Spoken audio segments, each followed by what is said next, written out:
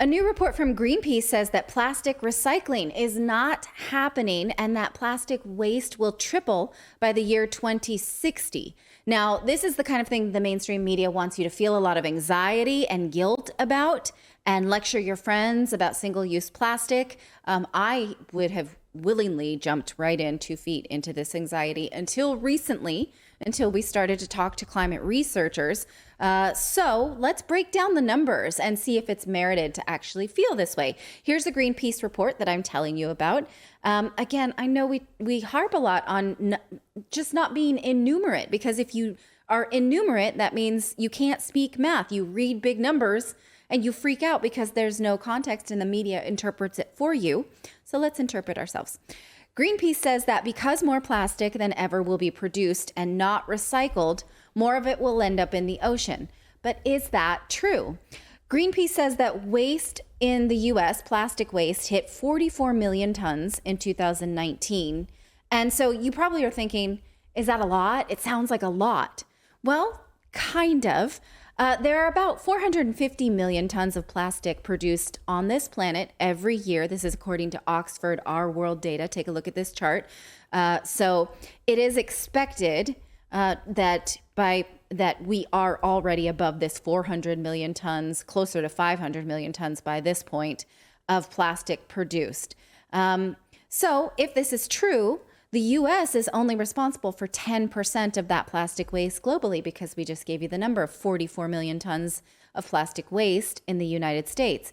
And in fact, this data holds up. This map shows that the poorest countries are more responsible for plastic waste than the more wealthy countries, largely because we ship it to them. We don't know what to do with it. So here, you can take that. In fact, U.S. consumers, though, are sold a bill of goods about recycling. Many countries do the same. They just put out recycle bins for items that will never get recycled. Germany says, yeah, we mostly recycle, but about 5% of plastic trash is recycled. Only 5% because of the type of plastic that it is and the facility. So you feel good about yourself dropping this stuff in these boxes. You're like, I'm making a difference. Yeah. And then you're not. Yeah, I don't know. It's like it becomes something that you do because you hope. I do it. I absolutely do it out of hope. Tonight I was putting Eve to bed and she was eating these little seaweed packages that have a little plastic carrier.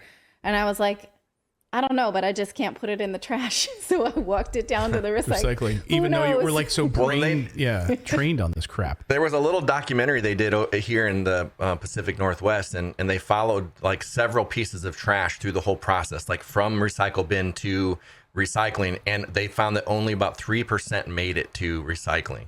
Yeah. And a lot of it is to do with because people don't take the time to clear things out and do it the right way.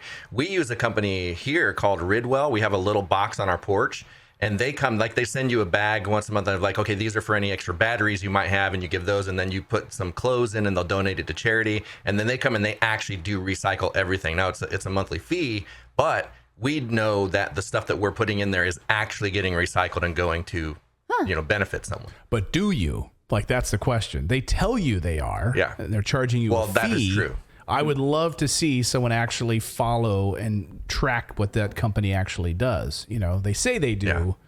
Well, I want to go ahead. We had that. Well, also in the Pacific Northwest, because it's applicable to what David was saying. But so we had a long-standing contract in the Pacific Northwest that our recycling was sent to China. But Yes. because we weren't separating it out and actually separating metal from plastics and stuff like that, they canceled that contract I want to say 8 years ago. I mean, I might be not remembering the exact timeline. It was but it's been a while 2017. that we can. Yeah. Yeah. So we continue to recycle in the. If I'm jumping the gun on your story, I apologize. No, but okay. we continue to recycle here, and it's not going anywhere. Yes. It's not being recycled, but we dutifully put it in the bins. Oh my God. Yeah. So then let's talk about what actually does happen to it. Because if we know that China won't accept it any longer, and we know that only 3 to 5% is recycled, what happens to the other 95%? Does it go into the ocean? That's what they want us to think. But research shows it actually doesn't. Between 2007 and 2013, scientists conducted a study where they took boats around 680 times to major oceans And what they found was shocking and not in a way you would think. Take a look. Excuse me, I just had I just drank fizzy water and it's All right. sorry. I thought I had the Fizzy hiccups, lifting but drink? Are you going to start Yes. floating to the ceiling? I'm doing the AOC's cute little like bubbly water thing. Shh. Okay. So what researchers found was that based on Plastic Europe's estimation that 88 million tons of plastic were produced worldwide in 2012, our estimate of the global weight of plastic pollution on the sea surface from all size classes combined is only 0.1% of the world annual production. So that's not anything close to 95%. That's less than 1%. How can that be? Where does the rest go? If, again, we're trying to account for 100%. We have 3 to 5 that's recycled and 0.01 that's in the ocean. Okay, what then? What about the microplastics? Well, in fact, the study showed that they found 100 times less microplastics than they expected, even though if you look at this Oxford chart, they will tell you that the amount of microplastics will go up by 2050. Up, basically. We hear this all the time. Oh my God, all the microplastics in the water. I see people in our chat sometimes saying, yeah, but what about all the microplastics? And they've been telling us microplastics, yes. And to be honest with you, I walk on the beach a lot because I live near the beach. And I see, like, after a big storm, I see like little bottle caps and I see little pieces of plastic on the beach. And I think, oh, this must just be filled with plastic then. Yeah. And it's not. Well, the interesting thing is that we expected to find it. And yes, that plastic there, sure, it exists. But where does the rest of it go? Why is there fewer microplastics than were anticipated? Well, it turns out that the larger plastics get broken down into smaller particles, and then they are digested by sea life and they sink in fecal pellets. Of course, that's not good news for animals by any stretch, but a lot of it can also dissolve in the sun before it even ever gets to animals. In fact, in 2019, researchers found that they could simulate plastics being broken down into carbon dioxide and dissolved as organic carbon. Why does this matter? Because if we were told that, then we could collectively invest in better plastics that could break down even easier, instead of being told, oh, we're all pigs and we're littering the earth and we're wasteful parasites. Right. In fact, you can use certain additives to shape this kind of plastic in order to get it to dissolve faster if you want to. This technology exists, which would basically make plastic biodegradable. But we don't talk about it. We're just told we need to then give up plastic straws, plastic bags. So then again, the question remains, if even less plastic is in the ocean than we thought, 5% gets recycled, where is the other 94.9%? In this case, Greenpeace does seem to be right. Countries are just kicking around the ball since China stopped accepting plastics from the United States and other developed countries in 2017. China has recycling facilities. The U.S. doesn't. And so the United States is not about to build more. That's something that takes gas to do. So if you look at this Oxford data, it just looks like a lot of it will just be discarded or incinerated. Now, Greenpeace says in order to save the planet, we should recycle 30% of trash. And basically, we're never going to get there. It's not possible because of the type of plastic that we throw away. David's right. We don't clean it out. When we recycle it, it's just not possible. So obviously this doesn't mean, oh, okay, well, then the sun will take care of it. Just throw it into the sea, because we haven't invested in that type of plastic.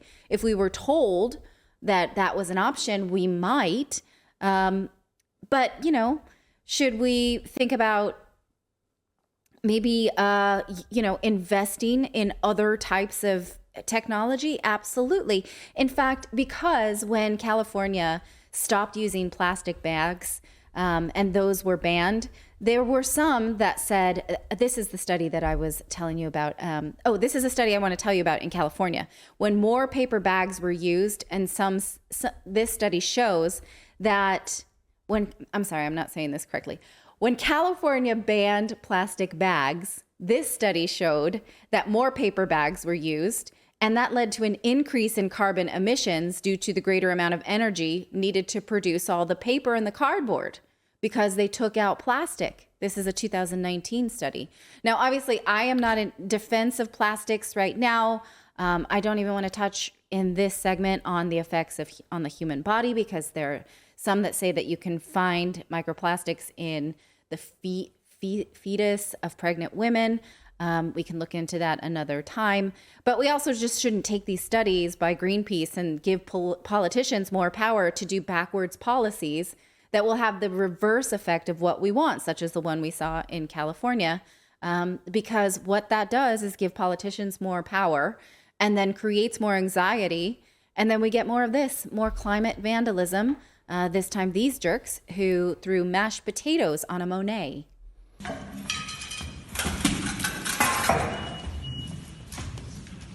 Hallo.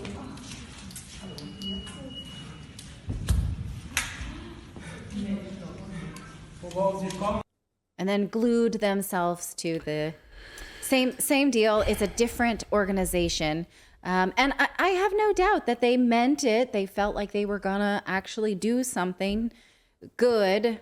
I mean, it is what it is. Somebody should show them how to make potatoes, because that doesn't look like any potatoes I would consume. I thought the same thing. I'm like, those are pretty runny. It's like, yeah. I think you're getting an echo on your computer. No, I think it's That was me. Sorry. Oh. Like, yeah, but it also speaks to like this idea that we read about, like Alex Epstein and his books and others about the climate, which is humans evolve and come up with technologies to help us get through these times, right? These climate problems that we have. Or if we have more hurricanes, guess what? We build houses that help us survive. So we've seen poverty decline tremendously. Fewer people are dying from climate related disasters because technology. It's like, okay, so maybe we have the technology to figure out what are better plastics that would biodegrade. Yeah. So we don't have to have all of this lecturing by people about plastic bags and bottles. And I was reminded of George Carlin's famous stand-up routine. It was an HBO special or something where he said, he talks about this, the planet's been around for 14 billion years. It's had, dinosaurs and asteroids and volcanoes and, all sorts of problems. And he goes, and we're worried about a few plastic bags. Right. Like a few plastic bags are going to be the thing that stops this earth. No, and I have consumed myself with avoiding plastics. Clayton knows. Yes. For 12 years of marriage and keeping it off of our kids and making sure we don't heat food in it. And, if he puts plastic in the dishwasher, I freak out. And, those are all things that I'm like, why am I doing that? Because someone told me this. And when you actually look into the idea that, these plastics get into the ocean, and then the data shows that only 0.1% of annual production gets into the ocean. I don't need to feel so bad about myself and go, think like, and then support these policies like, okay, yes, we all should be using paper straws now, when paper straws may have, they do suck, and they have a higher carbon emission because they're harder to produce. And they also cause deforestation. They're made of wood pulp. Paper straws stink. And it's like, I ran into this a lot in 2000, the early 2000s. I was at Ball State, and I was actually an environmental chemistry major. And so, I had to take classes like environmental ethics and stuff. It was very early 2000s, late 90s environmentalism. And it was all so focused on saving the planet. You had to save the planet. Yeah. But it's like, I would argue even back then that it's okay for us to save ourselves on the planet, because the planet will keep spinning whether we're here or not. Yeah. So it's like, it's really not all that important. Like it's fine. It's going to keep being a planet. I'd like to have one that I can continue to live on. You know, and so and living on it does also have some impact on the planet, because we live here where there's a lot of us, and I'm okay with that. Yeah, that's a good way to put it. Kim Katora in the chat just says they don't like to mention that there are over 5 different organisms that break down plastic. Like they don't want to talk about that. Yeah, that's exactly what is said here. And there's started to be some research about animal adaptability to this. And in his great book, Apocalypse Never, which I've been reading from Michael Schellenberger, he talks about how before, a lot of the products that we use that are plastic that came from turtle shells. Like we literally used to kill turtles, boil them alive, and take their shells and make the things that we, have since replaced with plastics. So I'm more for that, for plastics, than the turtle shells. Yeah, more pro turtle than that. So anyway, I think this is really interesting research. I will link you to it in the chat and let me know what you think.